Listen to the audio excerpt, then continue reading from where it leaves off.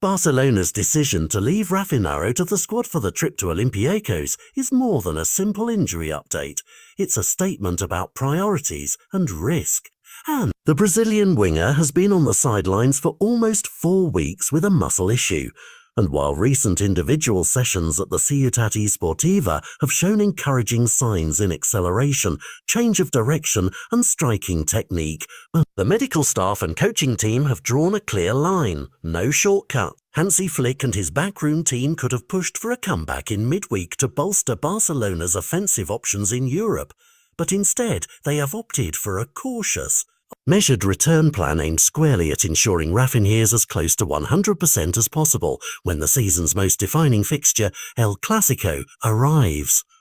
That kind of management is as strategic as any formation on the pitch. It acknowledges the calendar, the cost of a relapse, and the weight of a fixture that shapes narratives, confidence, and title trajectories.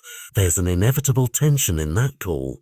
Fans want their best players on the pitch in every match, especially in a competition as prestigious as the Champions League, and the sight of a key winger warming from the bench to change a game is the stuff of highlight reels and viral clips.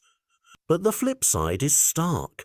Bring a player back too soon from a muscle problem and you risk compounding damage, setting back weeks or more, and creating a vacuum at an even worse time. The internal reports suggest Raphinha has looked sharper in controlled work, hitting the technical and speed markers that the doctors wanted to see, but the missing piece remains match rhythm, the heat of competitive minutes that only come from playing real games. Flick, the staff and the medics prefer a short-term sacrifice in exchange for the long-term availability of a player who brings unique directness, pace and finishing in big moments.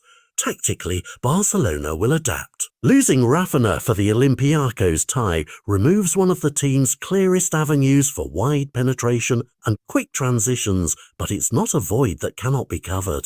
Ferran Torres has been in individual work, and there is cautious optimism around his capacity to feature in some role. Beyond him, coaches may look at reshuffling the front three, using internal options who can offer width or inverted runs, or leaning on midfielders to provide the extra creative weight so the attack does not look one-dimensional. The real test will be how Barcelona balance control and urgency, whether they try to dominate possession and manufacture openings without Raphinha's individual spark, or whether they adjust their pressing triggers and rely on other players to supply the decisive moments.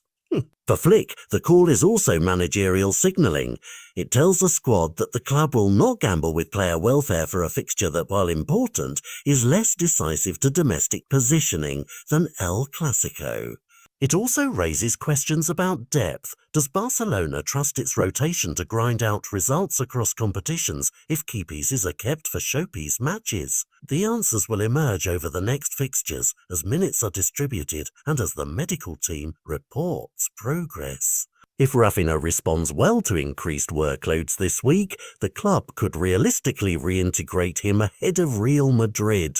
If there's any setback, the decision to rest him now will be vindicated, but also force Flick to find alternative solutions against the league's fiercest rival. There's a psychological element too. Knowing the manager and staff prioritise long-term readiness can be calming for the player and the dressing room, but supporters live for immediacy. Social feeds will crackle with debate. Pundits will weigh in on whether Flick is showing prudence or timidity, and rivals will take note. For Barcelona, the calculus is pragmatic. Preserve the asset who can change an El Clásico in a heartbeat and accept a possible dent in European momentum.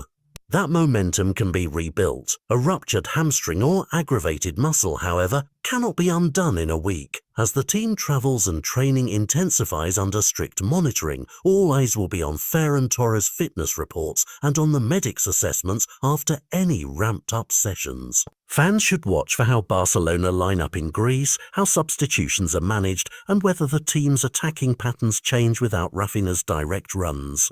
Ultimately, the club's objective is clear. Bring Raphinha back at full strength for the match that matters most right now. Whether that decision proves decisive or contentious will be settled not on social media but on the pitch when the two giants of Spanish football meet, and until then, this careful gamble remains a defining subplot of Barcelona's season.